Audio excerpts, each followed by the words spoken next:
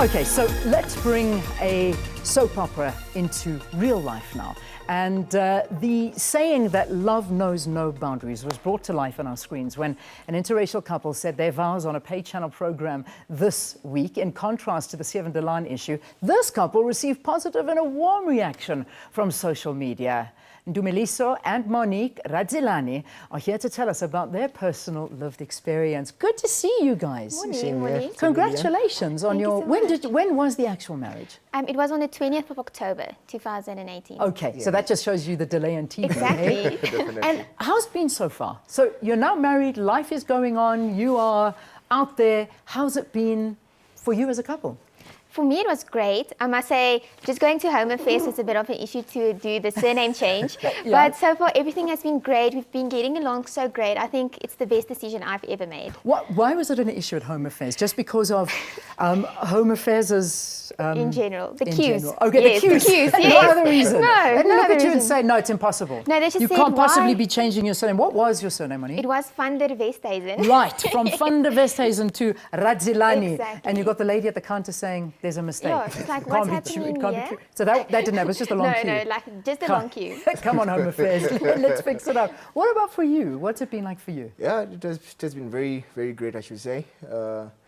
When the episode on OPW was aired on the 20th of January, we actually even forgot to celebrate our probation period, 3 months in our marriage. Yeah. But so far, we've been getting positive Positive feedback responses from everybody, community, work-wise. Yeah. So it has really been a church as well. It has been really a great journey. I should say things have changed really from where we were when we started dating 3 years ago to currently. Yeah, That's fantastic. Yeah, very so, well. Monique, I'm going to ask you a question because I was a little harsh on the previous interview by asking Karina, who was involved in the kiss. I mean, I don't know if you've been following the Seven Yeah, Delan no, we saw it. kiss. Okay, so I asked Karina, does she think it perhaps stems from a very conservative Afrikaans community that perhaps are just not wanting this kind of change? Did you come from a very conservative Afrikaans family? I did. And what was their reaction? First, my family's reaction, especially because I told my mom first.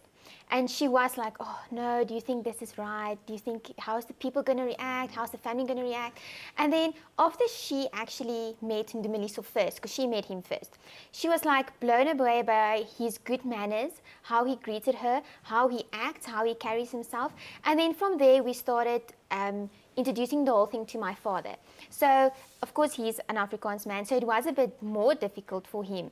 And now, the two of them are best friends. So I think the whole point is just maybe take your eye claps off and start exploring the other cultures in our country. Yeah. Like, start interacting more. Even if you just ask, like, hi, where are you from? Where's your hometown?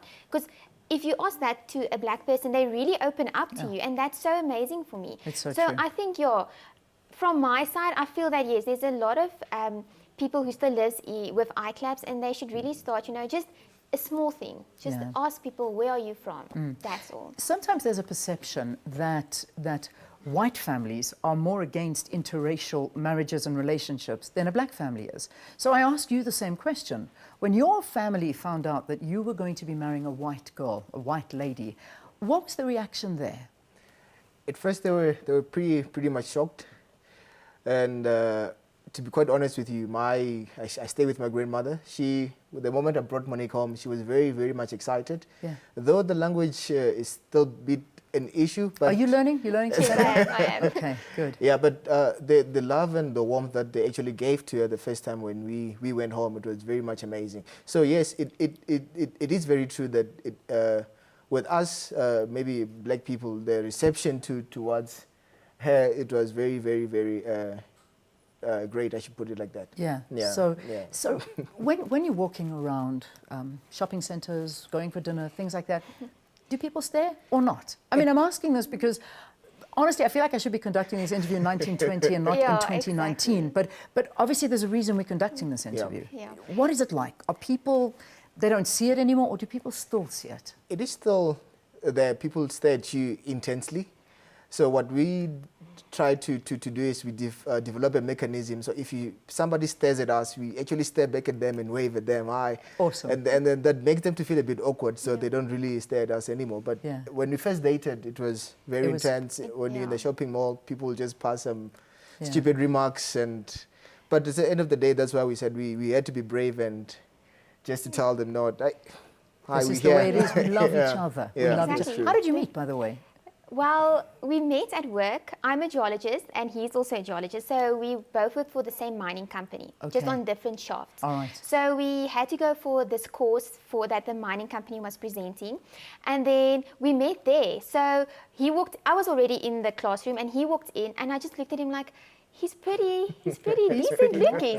And then that was it. So we didn't talk for the whole week. And then the Thursday or the Wednesday or in the next week, Tuesday, he sent me an email. He's like, hi, I'm Melissa from the drilling course. We should keep in touch. Oh, so man. I didn't know who he was at first. I'm friendly. So I just said, you know what, by all means, I'm new to this whole mining thing. So we might as well just keep in touch. Then we went for coffee at KFC. And then from there it was Coffee just at KFC. At KFC. That's the only coffee place in the area. And the rest is history. Yes. The rest is We're history. so happy for you guys. Thank you so Will you much. bring us your first baby? We will. Are we working on it? Yeah, we are. We're working on it. Practice makes perfect. Good. I'm happy to hear that. We are so happy for you. You No, keep thank us you so keep us updated. We're Thank so you, happy Leanne. to meet both of you. And just again, another example that open your horizons. You never know where Miss or Mr. Right is. Just open your eyes. It works. Thanks so much to all of our guests that have come, but particularly here to Mr. and Mrs. Radzilani on their story as a mixed South African couple. Let's take a break. Sharp after this.